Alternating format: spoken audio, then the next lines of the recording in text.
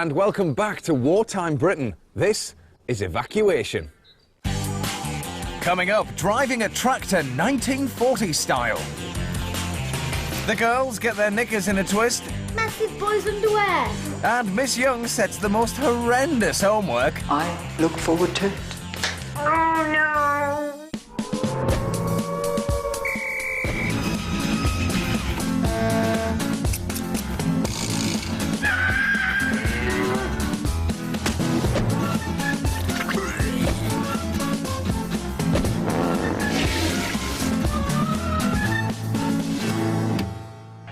To escape the bombing raids during the Second World War, city children were evacuated to the countryside. So what will this typical bunch of modern-day boys and girls make of the 1940s? They've spent the last week at Castle Farm living with Mr. and Mrs. Rivet, where the realities of wartime Britain are hitting home. If I was a gas cloud, I'd have killed you. When you live on a farm, have only 3 changes of clothes and 1 bath a week, you're going to get very, very smelly. Luckily for Mrs. Rivet, today is wash day. It's breakfast at Castle Farm. While the children tuck into their porridge, they have no idea what chores await them. In the 1940s, evacuees were expected to do their bit around the farm, but boys and girls were given very different jobs, and I can guess who's drawn the short straw today. Girls, this morning you're going to be doing the laundry with me. So when the chores are done, I want you to collect all your dirty laundry and the boys. You poor girls, what do you got? Pick up all the boys' laundry, or you want to go and get a clothes pegger so you can put on the end of your noses? The laundry is girls' work. It's down to the women. The boys are, you know, outside workers. Girls are indoors. I think it's really horrible, the fact that we have to do the boys' laundry, because what if they have, like, dirty underwear and not cleaning them? It's bad enough for the girls, but what do the boys think about airing their dirty laundry in public? I am a bit bothered about the girls cleaning their clothes, because just in case they say anything. I'm not bothered if the girls think my skid marks are gross, because my saying is it happens, it just happens. Poor Joe and Chelsea have the nasty task of collecting the boys' stinky laundry. Right, so we want all this lot on the floor and their bottom sheets. Oh, that's not wet, that's wet! I think there's some more under here as well, Chelsea.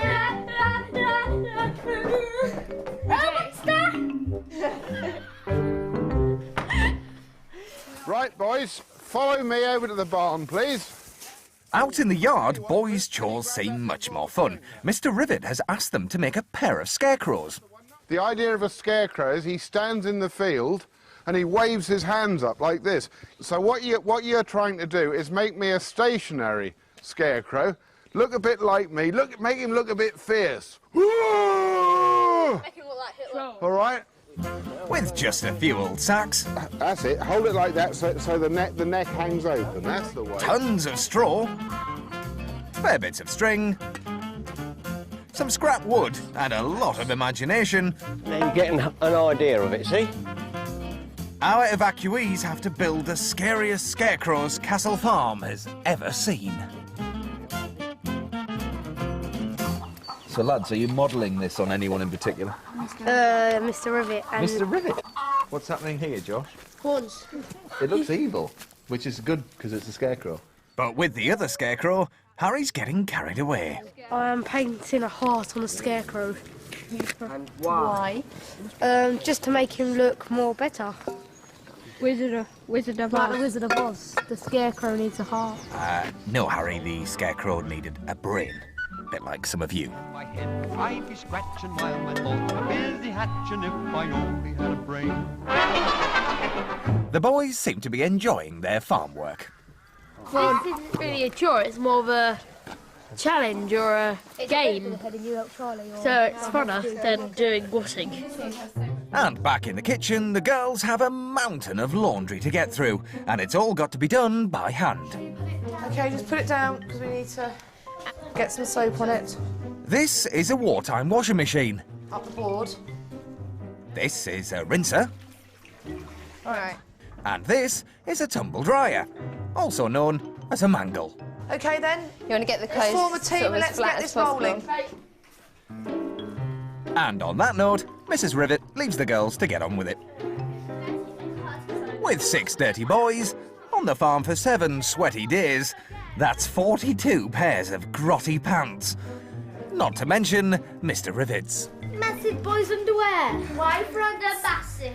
Yeah, supposedly washing's a girl's job. What a load of rubbish. Yes, thank you for that. Our clothes are relatively clean, right? And theirs are all muddy and sloppy, and they should be doing their clothes, not ours. But it's just we have to clean their underwear where their bits have been. And it's just, You should buy that. Come on, girls, put your backs into it. That washing won't do itself. We're going to be here for ages doing that. We've still got a huge pile of laundry. Still got sheets and pyjamas and socks to do. Out in the yard, Castle Farm's fiercest scarecrows are ready for inspection by Mr. Rivet. Right, let's have them stand up against the wall, please, boys. Stand him up there against that wall. Just the job. Well done. Just the job. It's not bad at all, but I don't like this lady on the left. I think you'd give her a wide berth, wouldn't you? I would. For a first-time effort, not too bad at all. It is quite difficult if they can't use a hammer and nail just to tie everything up. I mean, they've lashed it all together, and for the moment, they're all standing in one piece. Good work, boys. I wish I could say the girls' washing's scrubbed up to standard.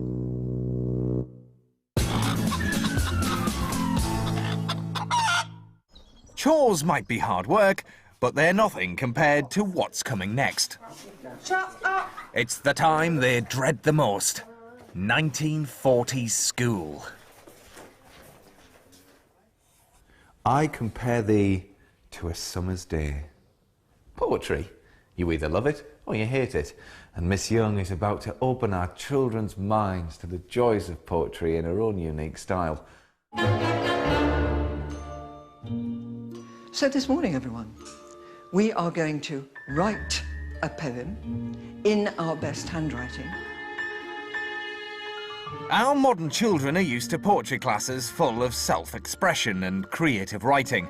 And now, But Miss Young expects them to memorise a 16-line poem, word perfect. to show you the first verse of the poem I have in mind for you to learn. Raise your pencils, begin copying. Take good care. 8 lines in each verse. 8 long lines to learn by heart.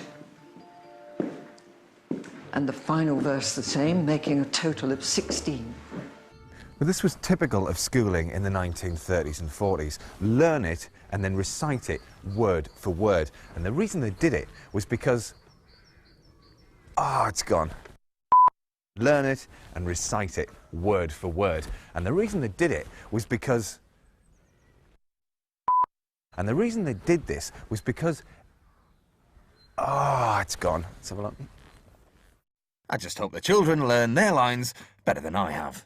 You do realise, everyone, that your homework for this evening is to learn by heart the 2 verses of Kipling's great poem, If, ready to speak to me without your books tomorrow morning, first thing, in this room. I look forward to it. Oh no! We've got to learn a 16-line poem by tomorrow morning, and I had learned the first verse. Now it's completely gone blank. And we have to remember 16 lines. I can't remember 16 lines. I can barely remember one. My memory's not that good at remembering stuff like when I'm at home. My dad always goes, Luke, can you go start me a bath? I go upstairs, go toilet and run back down. He goes, Luke, did you start me a bath? I go, oh no. And forgot, and so that's one of my weak points, memory. It's rest period. And while the girls get down to learning their lines, the boys have developed a totally new revision technique. Only one lad is missing. The pressure of learning the lines is clearly getting to Luke Burton. You have to go to school, and I could have had a lot more fun at home. Playing my guitar and everything. I'm really into heavy rock music. I love putting music on full blast, playing air guitar, head banging. It's havoc in my room, really. All you can hear is a through the ceiling and the lights start shaking. My mum's downstairs going, Luke, turn it down! But I can't hear her. I get frustrated with Luke sometimes when he's playing his music that loud that I can't hear myself think. Luke, that music's doing my head in. Will you please turn it off? It's the night before the poetry test, and time's running out for Luke and the other boys and girls. I wonder how they're doing. Have you done it? We finished. Did you go all the way through it? I finished it. I had it all down by the rest period, I did. What's line number 14? 14, with 60 seconds worth of distance run. That's it. That's unbelievable. Very good. Very good indeed. In the boys' dorm, it's a completely different story. If you keep your head with all about you, you are losing and they are blaming. If you keep your head when all about you. I know the first 2 lines, but... Okay. Well, what? Go on, you do. I learned it, but I forgot it. I can sort of remember it, but then it's sort of like a hazy word. I can remember the words, but not the words. Well, the girls have got it sorted, but the lads are in real trouble. The poem's called If. If any of the lads get just one line right, it'll be a miracle.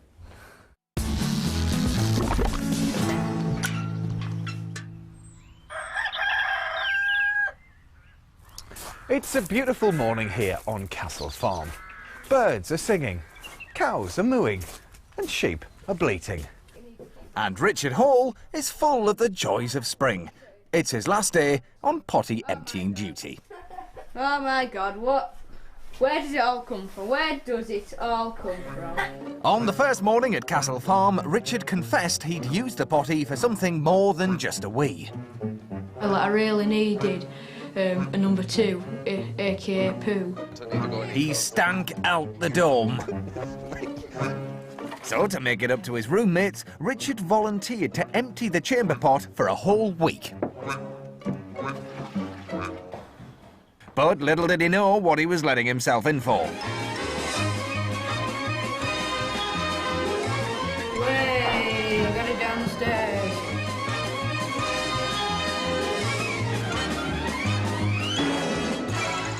Ladies, don't be alarmed. The Petey's coming.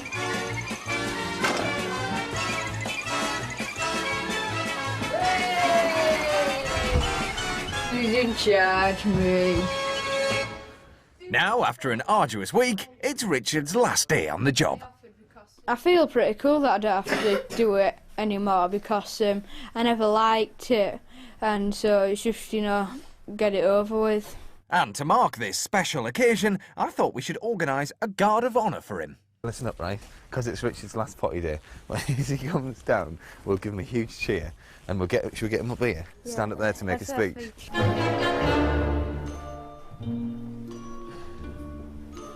Now all that stands between Richard and freedom is one last walk to the outside loo. I don't know how I'm going to get down the steps with it. Get down, not bad, this is yours.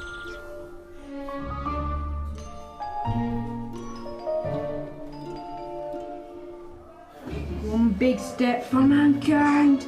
Oh my God, oh my God, oh my God. Oh God, I'm gonna die. Oh God. Has he just spilt it? Oh my God. Is it gone? Oh, that is unbelievable. Oh, he spilled it! You've got to do it for another week now. Oh. Who's going to get used to speech and everything? It was your retirement. Oh, Richard, man. As well. Was it just too full? Yeah. The boys find it hilarious, but Richard is completely gutted. I just feel I'm really stupid just spilling it when I've done it for a week and I can't do it now. Well done. Mrs. Rivet knows it was an accident and expects the other boys to help Richard out. And you all think it's really funny, don't you, that he's dropped it down the stairs? So, you're all going to help him clear it all up. That's wiped a smile off the other boys' faces. So as the boys help fill it up and they think it's hilarious, I've actually got them all out there clearing it up. So I don't think it's fair that Richard has to sort of take the brunt of it all. Today was my last day as chamber pot man, and I spilt it down the stairs, which made me a bit upset and annoyed. They were going to go give me praise because I did it, but I didn't get any praise. Well, it was an accident, so I didn't have to really clear it up because I did it for a week, so I don't have to do it anymore.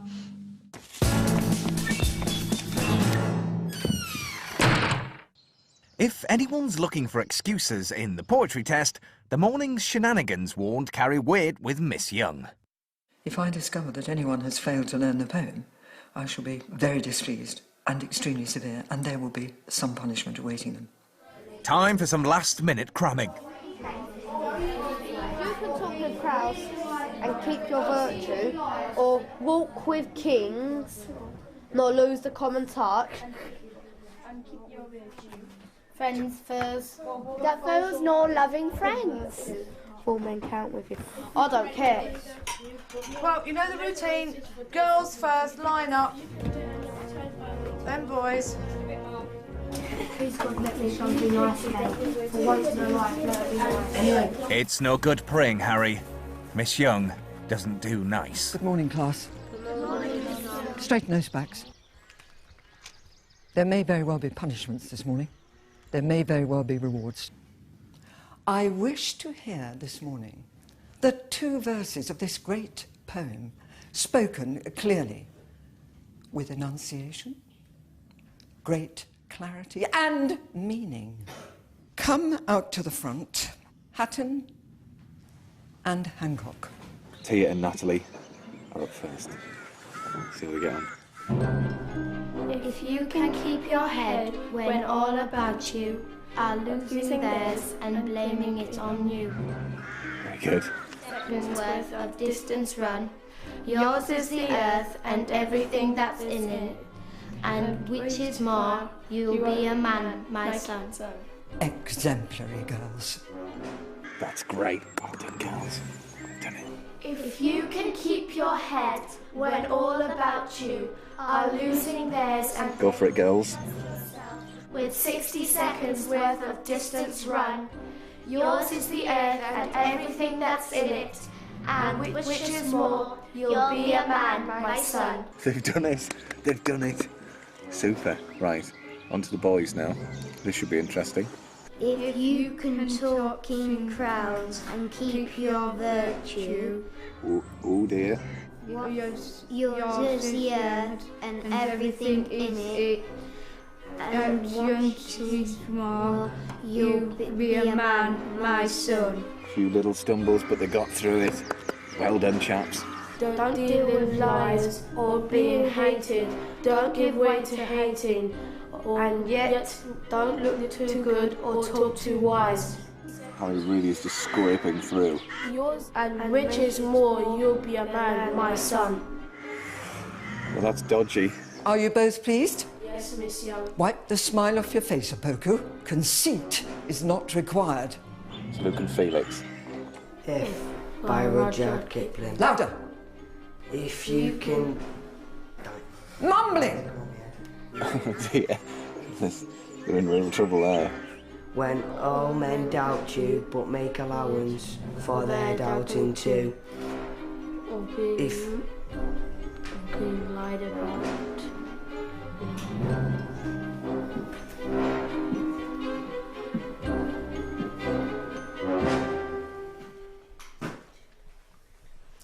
You have not learned this poem. Therefore, you will be punished for that. Sit down this minute. Oh dear. Severe, severe punishment for them. You two, put your hands on your head. Hands on head!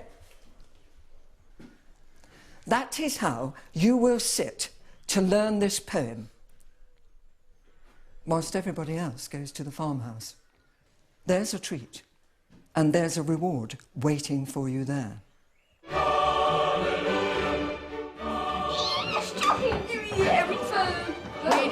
You see, right, as a really special treat, you've got a cup of milk and a chocolate biscuit. Thank you, Charlie. With chocolate strictly rationed, no wonder they're so excited.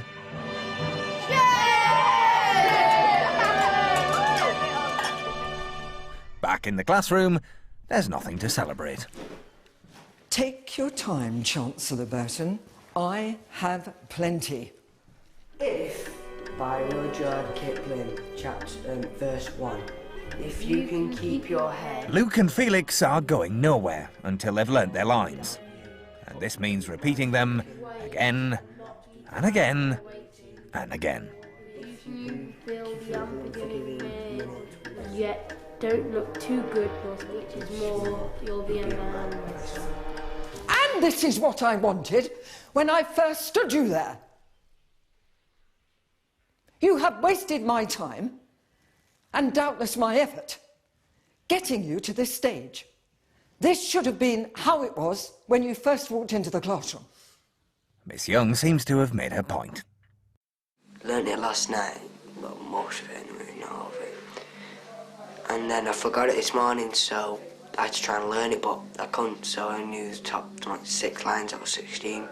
For learning the poem, I got a piece of chocolate and I was chuffed because I haven't had chocolate since on the train ride when we got here, and I saved it until Luke and Felix got back because they didn't learn the poem and they didn't get any chocolate, and I rubbed it in their faces and said it was lovely. I'm actually going to keep this chocolate bar wrapper until we go home, so every night I'm just going to smell it all the time. Pay attention! This afternoon, our evacuees are going to be introduced to the engines that drive rural life. Their strength has helped farmers for centuries. They're quite literally the workhorse of the farming world, because they're horses that work. During the 1940s, farmers still used the strength and power of plough horses to do the heavy work in their fields. Each horse weighs more than a small tractor and is just as useful. And Matthew the ploughman wants our evacuees to learn how to handle these huge creatures. With George here and Hallie, we've just got to get them ready before we put them on the plough. So we usually start by picking their feet out. Each hoof is bigger than a football, and a well-aimed kick could cause serious damage. But before going out to work, these giant feet must be cleaned, and that's our evacuees' first job. Well done, Richard. I'm scared of being kicked in the nose with the horse when I was getting all the mud off the bottom of the shoe, because I think it'd be really hurt. But it's the horses who get most nervous around newcomers. Stand up, silly. They react well to being spoken to gently, though. Hello, Joe Jantz here. What's your name? He's looking back and say hello, look. He's having a look at you now. The horses are huge because, like, I only thought horses were, like, little, but they're, like, massive, and it was really, like, scary, but, like, they're real cute. Horses are gorgeous. They're, like, huge, and their feet are, like, that big. But I'm gutted because he hasn't chose me yet to do anything for the horse.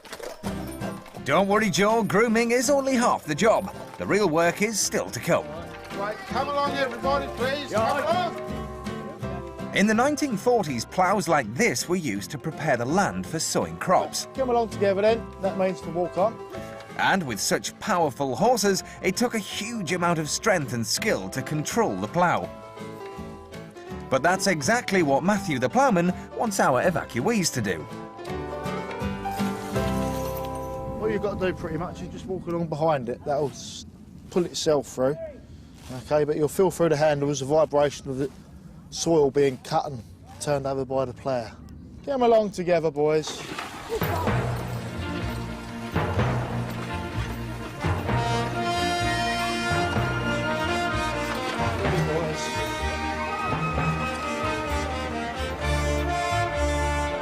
It was a tiny bit scary, just in case like they pulled me under or something.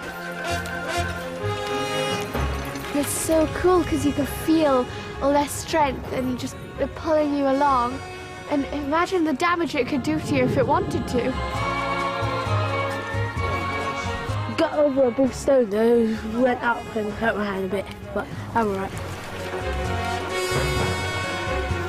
I've never done anything in the world like that before. Horse ploughing's got to be one of the top 10 in what to do before you die things.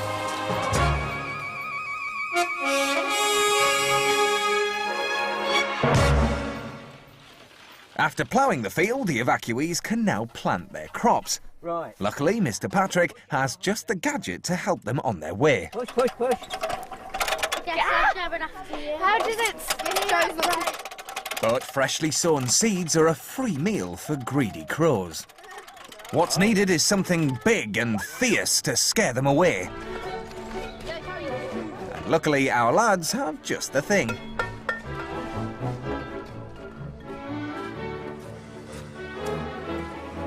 Whose shirt is that? Luke is loving his scarecrow. Where's that? Yeah, he looks cool. Right, see you later. Give me 5. It's amazing the effect a day's ploughing can have on a bunch of urban boys and girls. It's lovely to see these city children coming out to the countryside, experience life on the farm, and today ploughing with heavy horses. Absolutely fantastic. City life and country life. I would right now prefer to be in the country because it's Easter holidays, and in the city I'd just be sitting around my house doing nothing much. So yeah, country's cool. Overall, I'm starting to really enjoy myself, and I've just like getting really used to the farms and like what we're eating, and I'm just so enjoying myself, and it's so fun, and it's just like something that is one in a lifetime experience, and I'm enjoying every minute of it. Well, that's it from Evacuation for today. So from a crowless castle farm, see you later.